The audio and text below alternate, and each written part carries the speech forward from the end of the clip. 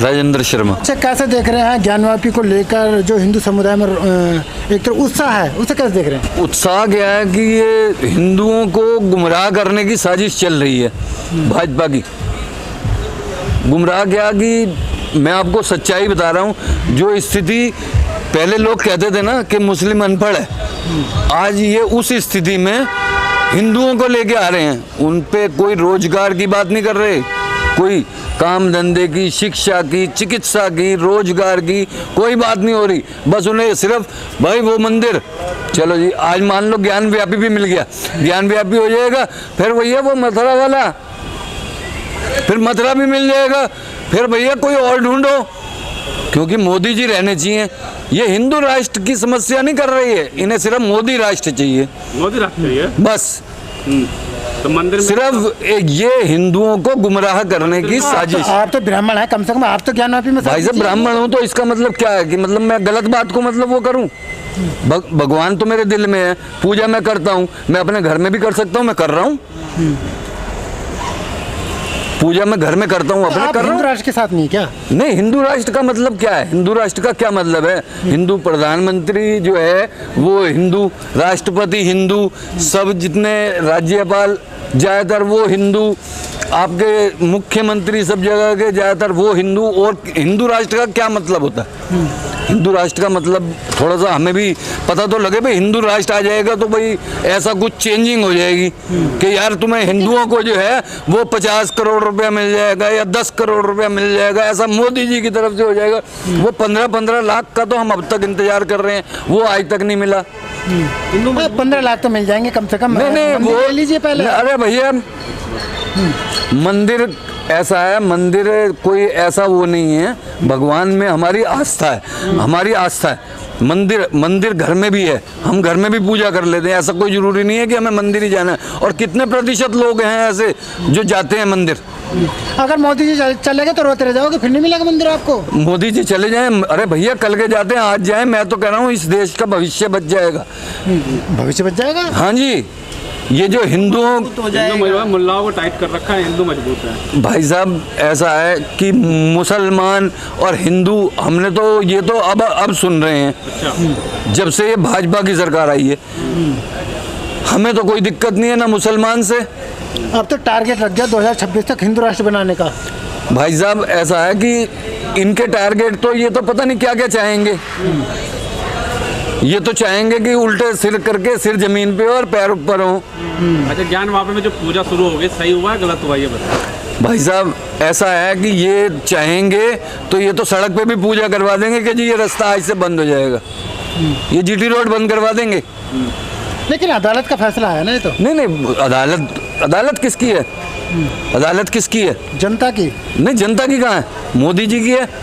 मोदी जी की अदालत। अरे और क्या, सुप्रीम कोर्ट इनके हाथ बिका हुआ है, संसद भवन इनके हाथ बिका हुआ है, सब कुछ इनके हाथ बिका हुआ है। ये जो मर्जी वो आदेश लाते हैं, पारित कर देते हैं। ये आज कहते हैं जीटी रोड पे भैया यहाँ पे वो होगी पूजा, तो आज से ही वो खत्म काम।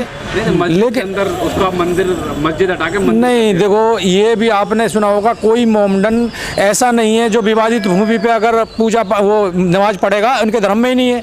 क्या ये जो धर्म है क्या गलत है? उन्होंने पहले नहीं सोचा था कि यहाँ पर अगर विवाद चल रहा है तो या बाबर ने मस्जिद बना दी या किसी ने बना दी, तो आपने भी देखा होगा उनके कुरान में किसी में नहीं लिखा जिस विवादित जगह पे नमाज पढ़ी जाए। एक धर्म में अगर ये नमाज पढ़े तो इसका मतलब ये मोमडन नहीं है। इस बात को तो मानते ही हो। अगर उनकी कुरान में पढ़ोगे या उस मतलब किताब में पढ़ोगे तो कोई भी विवादित ज़मीन हो तो उस पर नमाज अलाउ नहीं है। अच्छा ठीक है, आप बने रहिए हमारे साथ। सर कैसे देख रहे हैं, राम मंदिर के बाद में जस्ट ज्ञानवापी में पूजा शुरू हो जाती है? नहीं, पूजा पाठ सही है, घर करो या मंदिर का निर्माण करो, ये तो हर धर्म अपने हिसाब से करता है। तो सही हुआ ना? नहीं, वो सही कोर्ट के आदेश से हुआ है, ना कि इन्होंने अपने ऊपर करा है। देखो अब कोर्ट इनका और क्या निर्णय हुआ वो सही हुआ है जी। हम इसके बारे में कैसे कह सकते हैं? आपको नहीं लगता कि जनता की सबसे बड़ी मांग है हिंदू राष्ट्र बनाना?